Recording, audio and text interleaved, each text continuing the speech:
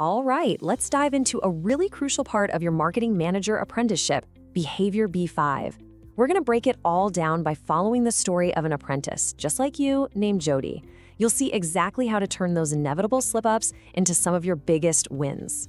So, let me kick things off with a question. What do you think is the one single skill that every marketing manager absolutely needs to succeed?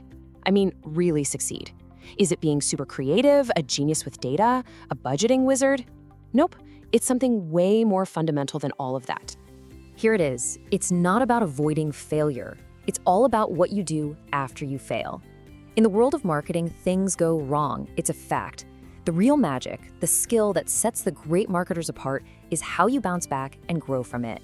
So let's meet our main character, Jody. She's a really sharp marketing manager apprentice over at a company called IB Stores, and she is dead set on passing her program. But there's this one thing she needs to nail down: Behavior B5. Lucky for her, she's got a great coach, Olivia, who's about to make it all crystal clear. So what is this B5 thing, really?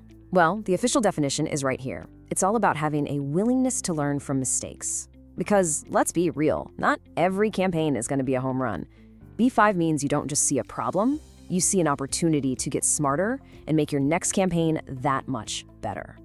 Now, Olivia breaks B5 down into 4 key parts, or pillars. First up, you've got to embrace mistakes. That means accepting that sometimes things just won't work, and that's okay. It's part of the process. Second is critical reflection. This is huge.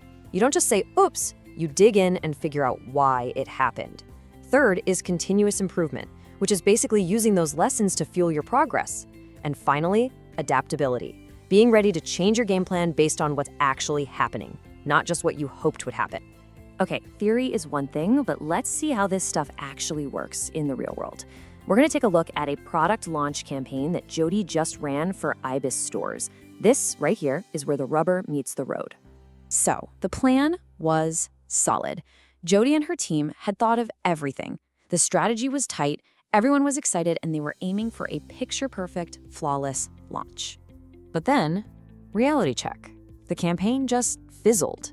Engagement was way lower than they'd hoped. Key targets were completely missed.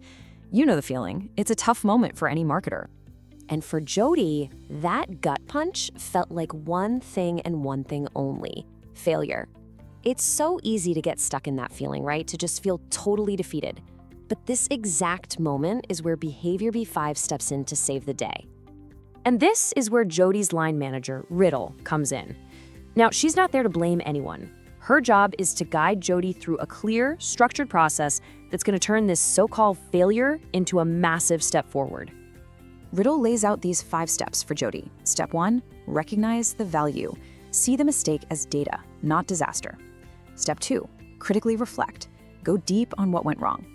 3, seek feedback from others, because we all have blind spots. 4, adapt and innovate. Use what you learned to create a new plan of attack. And number 5, this is key. Document and share everything you learned so the whole team benefits. And Riddle just nails it with this quote. It's not about being perfect, it's about making progress. This whole process ensures that every single campaign, win or lose, makes the next one smarter. That's a game changer. Okay, so learning from the mistake is awesome, but for her apprenticeship, Jody has to actually prove it. She has to show her growth. This is where her mentor, Adam, comes into the picture to talk about documenting all this for the assessment platform Aptum.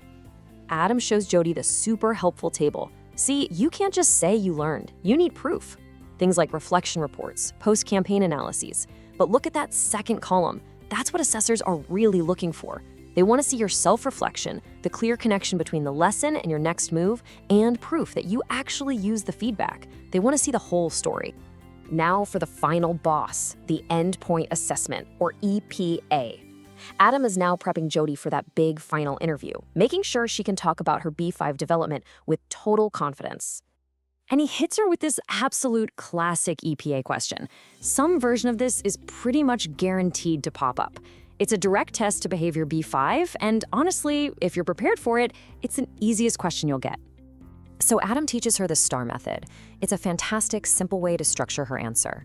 She describes the situation, the campaign that underperformed, the task, what her job was, the action, and this is where she brilliantly details those 5 steps Riddle taught her, And the result, she explains exactly how she used those lessons to improve the next campaign. See, it turns her failure into her single best example of competence. And Adam leaves her with this absolute gem of advice. Your evidence, those reports and plans, they're not just boring paperwork. They're the story of how you're growing into an amazing marketing manager. Your job in the EPA is to just tell that story. So as we wrap this up, the big question isn't if you'll have a campaign that doesn't go to plan, it's how you're going to use it. Now you've seen Jody's journey, you have the mindset, you have the tools. So how are you going to turn your next mistake into your greatest lesson?